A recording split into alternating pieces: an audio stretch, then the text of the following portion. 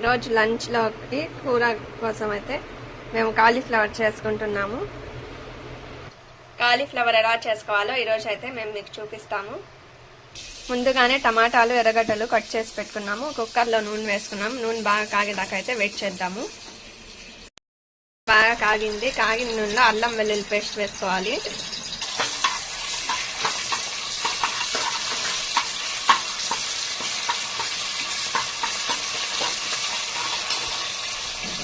టమాటాలు ఎర్రగడ్డలు వేసేసుకోవాలి.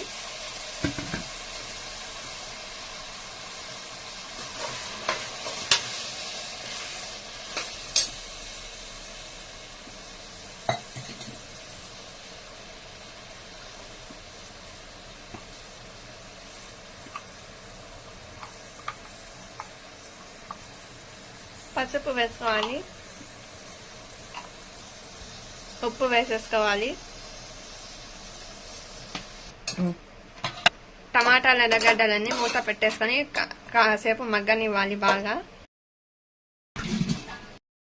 రెడీ అయిపోయిందండి. ఇక్కడ మీరు చూడొచ్చు. ఈరోజు మీరు ఏం వండుకున్నారో ఏం తిన్నారో నాకు కామెంట్ చేయండి.